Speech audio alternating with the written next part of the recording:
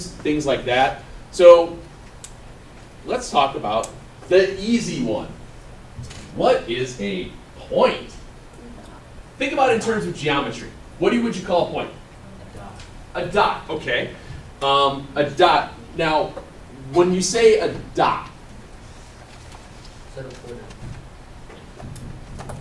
I know you're going with a coordinate. A coordinate, though, is a more specific thing because you're giving it value. You're giving it a specific place.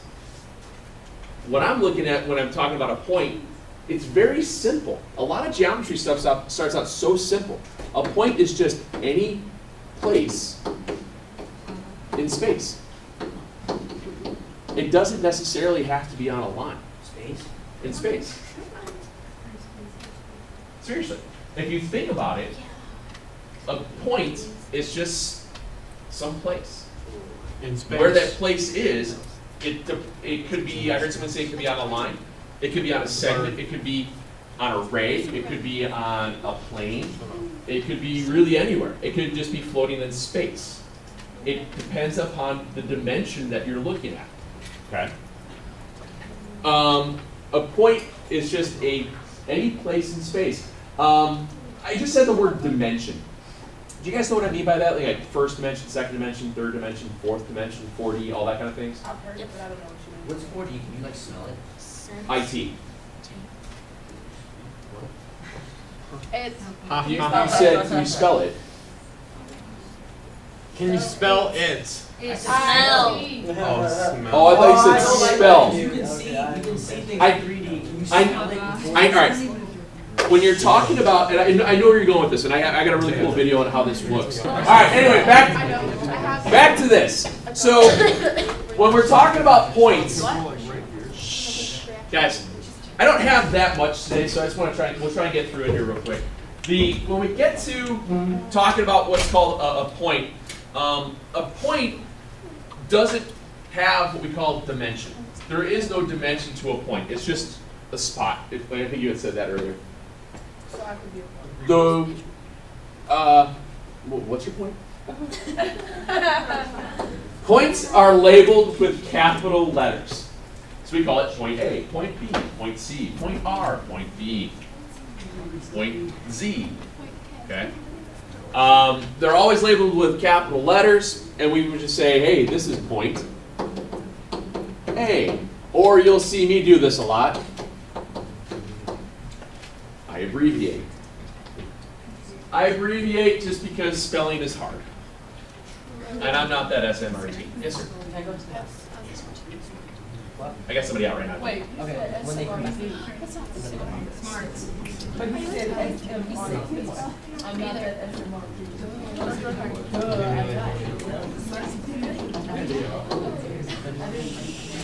Point does not, yes.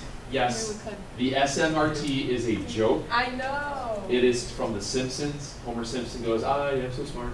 I am so smart. SMRT, I mean SMART. I'm gonna He spelled it wrong. He spelled it wrong. Anyway, It's funny because you spelled it wrong. points, like I said, you've all done this. These things aren't, a lot of this today isn't new. There's only like 2 or 3 new ones for you guys today. Lines. When you talk about lines, sir. If like the second dimension is flat and the third dimension is round, what's the first dimension? Oh wait, isn't that just a line? Yeah. I remember, keep it up. I remember flatland. A line, how many points do you need to have to connect or to make a line? 2, does it matter where they are located? Does it matter how close or how far away they are? No. Not at all. 2 points always determine a line. You'll hear that said a lot. So not the door. 2 points determine a line. Hey.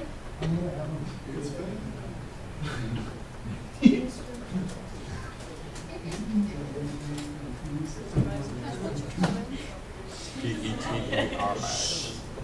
P-E-T-E-R-S-I-N. No, you trying this stuff. Kevin, I want my eyebrows to look like ours. Are you trying to roast me? No.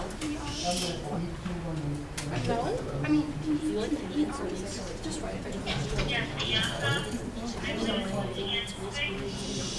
Lucanzik. Your car's being towed. Hurry up.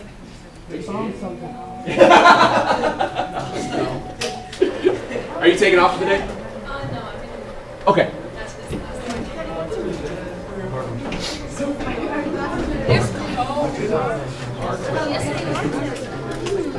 Troy, what's your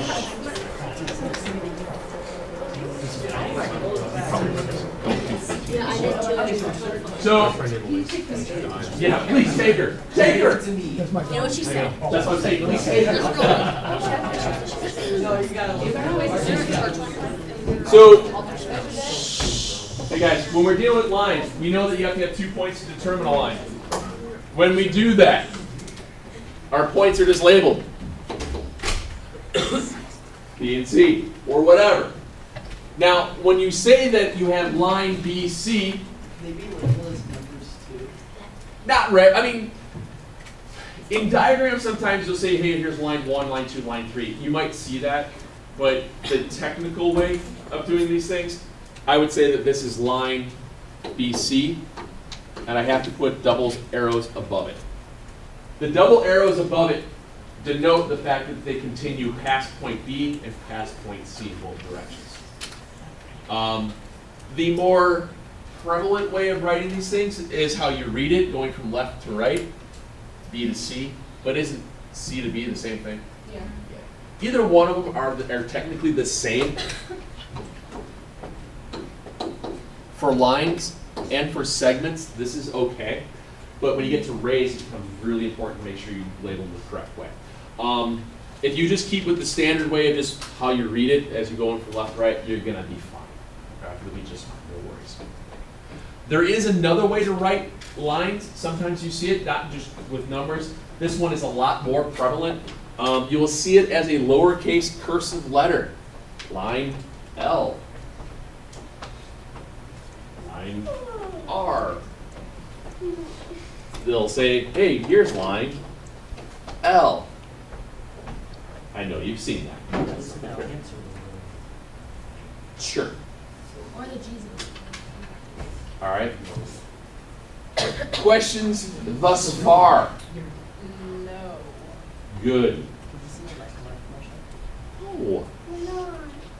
You keep every time you ask, I'm going to wait longer and longer.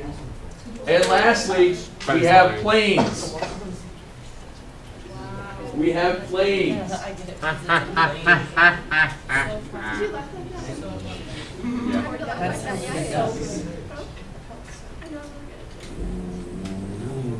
Whoa. No one's in the plane. It's driving itself. Magic. I thought that was Into the fourth dimension. It turned inside itself. Kevin. A plane for, oh, I forgot. I'm sorry. A line has one dimension. Got it right. The lines are singular dimension.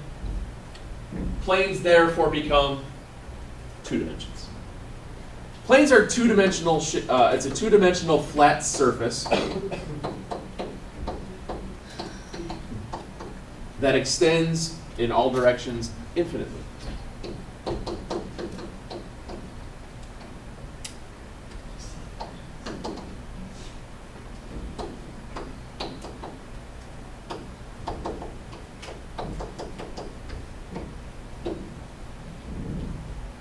You okay with me using the infinity symbol? I'm terrible now. Because it's not numbered. It's a thought. Wait, what? Oh, we got on a thought. It's a thought. It shouldn't be in our brains. Talk to me next year when you're in algebra 2. You have to talk about imaginary numbers. I'm graphing one right now. They're imaginary numbers. Yeah. They're not numbers. They're imaginary. No, it's a number. Didn't we talk about that in So algebra? you're saying when you don't think it's not a real number. You're right. It's imaginary. Here's another thing. What does this look like? I don't want to drop it. Hey. That looks like a Pringle, isn't it? Yeah, thank you. Now, I got it. Oh my God. now, when you're, do you want to know about this, or you want to, just sit here and keep yelling? What? That's wrong. When you walk back in the classroom, you don't have to sit there and announce that you're here. I'll watch you walk in. Oh no, that was wrong. When you have a Pringle was designed by a mathematician. This is a hyperbolic paraboloid, is the name of the three-dimensional shape. The reason why they decided he came up with that idea was the fact that he was sick and this is not a 15%. He was sick and tired of chips being broken. When you have a bag of chips, they're more apt to break. When you have a canister of chips, they have something protecting them. Now think about, don't get me wrong, Pringles still great and all that, but when you stack Pringles, they're holding their own weight more often than not. Am I right on that one? Most Pringles in a canister aren't broken. So what he did is he came up with he knew of it's called a conic section. It's a three-dimensional conic called a hyperbolic paraboloid. And he designed a way to press chips to stack on end so you wouldn't have broken potato chips. Thus, your Pringle. And you didn't even know that was math. I was after snack. Mr. Pringle is a genius. Wow. So, your Pringle, when you guys go home, hey mom, hey dad, will you guys get me some hyperbolic paraboloids from the store, please? And they're like, wow, that's a really big word. Where did you learn that? Well, in Mr. Murphy's geometry class, we talked about Pringles, and Pringles are math. I need to eat math.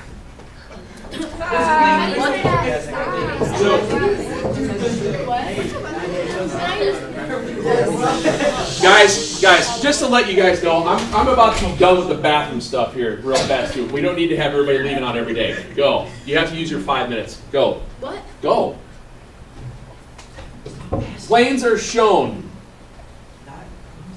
Generally speaking, when we say we have a plane, we use a parallelogram to show that it's a plane. Inside the parallelogram, you will always see 3 points. 3 points determine a plane. These 3 points are not on the same line. Okay? We call these points, we need 3 non-collinear points. Non-collinear. Well, let's think about prefixes here. Non, not.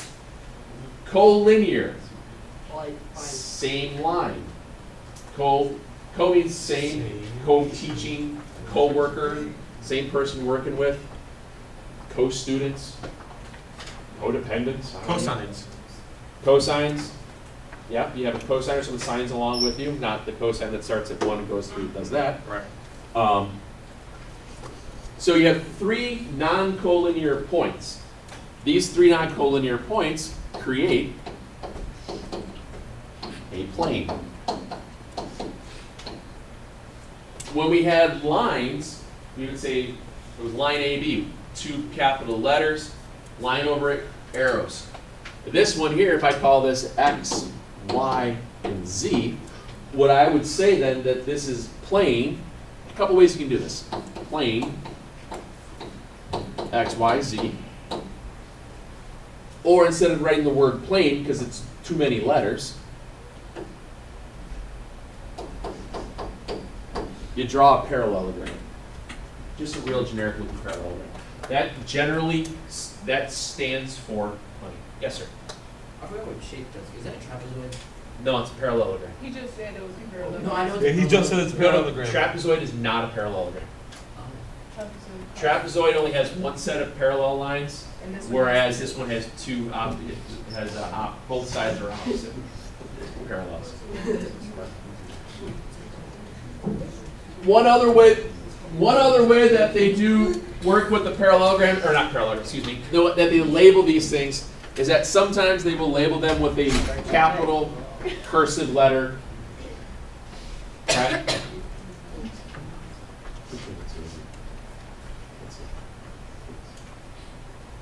They will use capital cursive letters.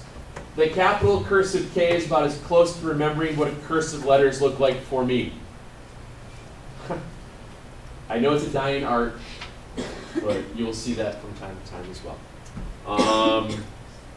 Now, if something is, I say, is non-collinear,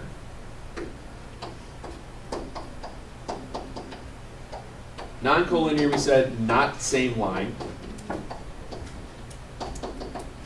What do you think collinear stands for? Same line. Da, da, da. Same line. You will see the terminology of collinear and non-collinear a lot during first semester. It's just one of those things that'll say, it'll say, hey, points X, Y, and Z are collinear with Y between X and Z. So if you see something like that,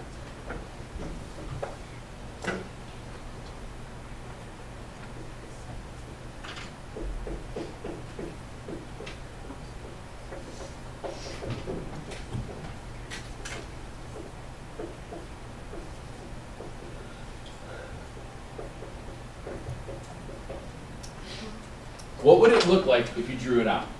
Points X, Y, and Z are collinear with Y between X and Z. What would you draw that to look like?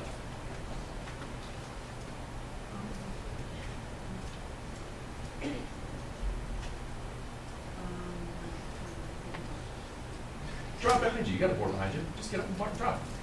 There's a marker. Yeah. Just draw it. If it's wrong, we'll laugh at you. If it's right, we're all applauding.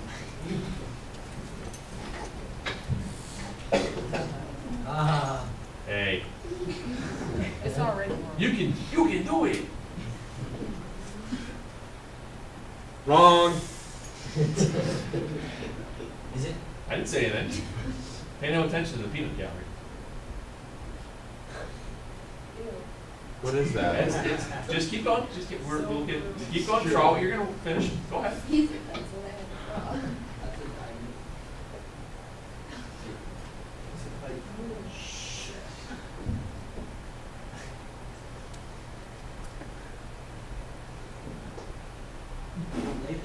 Points X.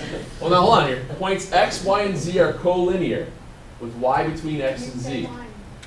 Collinear. What does collinear stand for? Same line. Are those on the same line? Those are coplanar. Aren't all lines straight? Dios mío. Like What do you want? X, Y, Was Z. that a little song? Now, here's what you have up there. Do me a favor. Erase the bottom pieces. Yeah.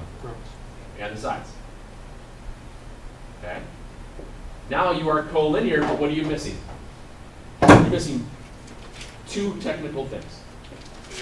And for collinear, what are we missing? The arrows. Arrows is one. What's the other thing? The letters. Yeah. Oh. You're overthinking it.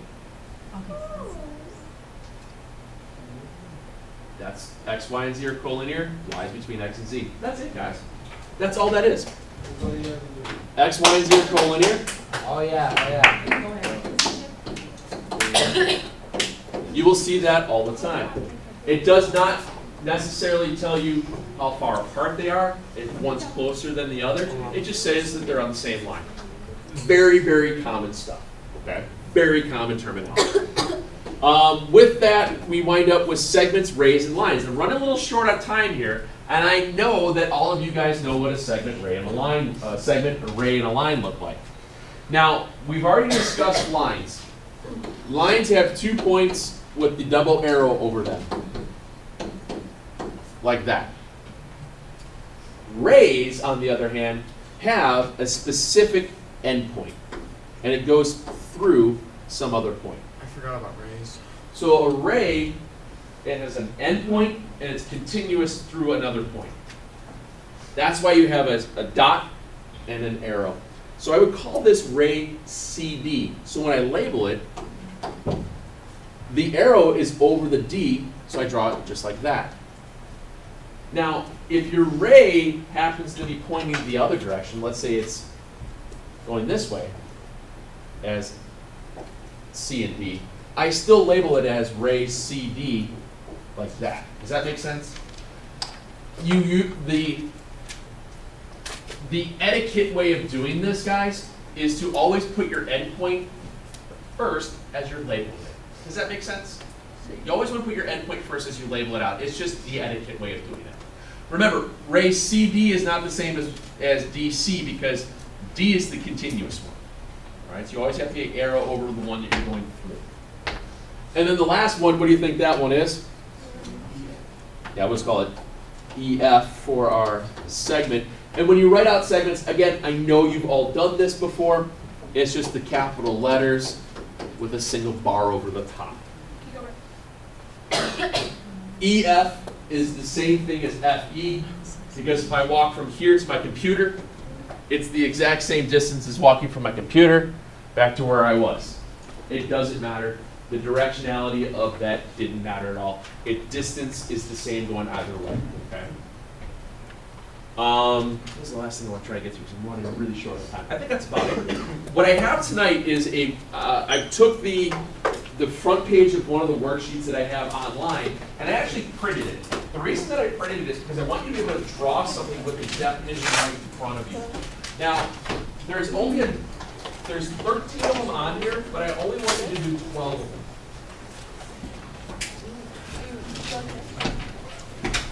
I don't do it up here because I am done.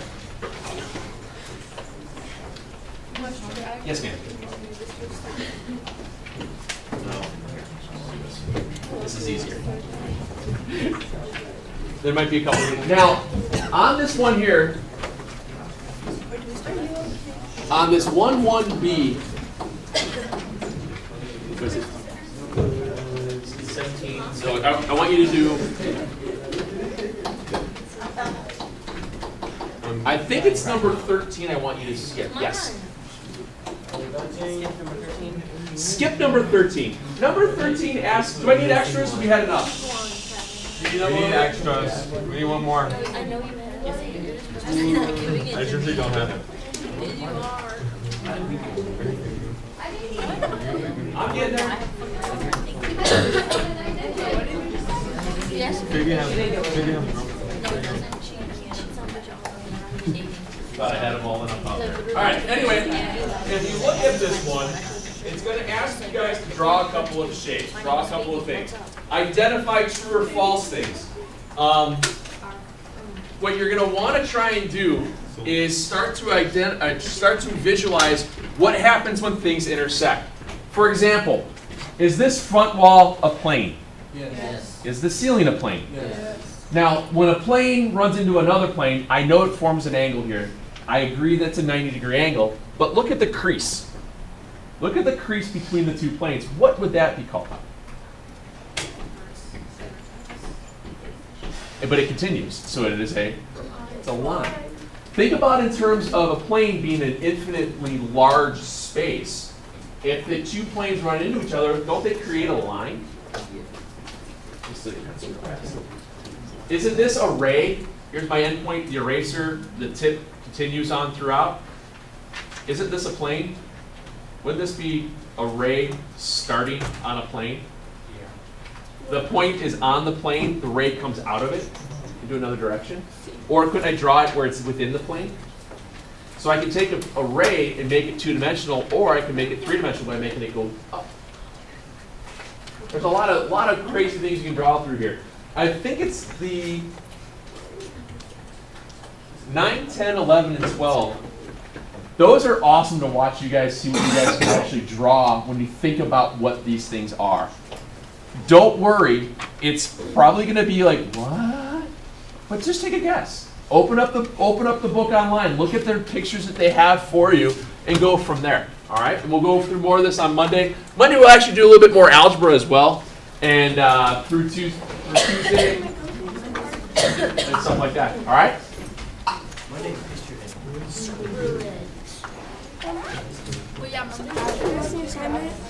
I think you're the other one that has it in the folder. I know you gave it to me because you gave it to me the other day. I just haven't put them in yet. That's why I was saying I'm. It's like my Achilles heel is when people have missing stuff. I am awful at getting around to it because I'm trying to keep up on all the other stuff. That's all. So I promise you.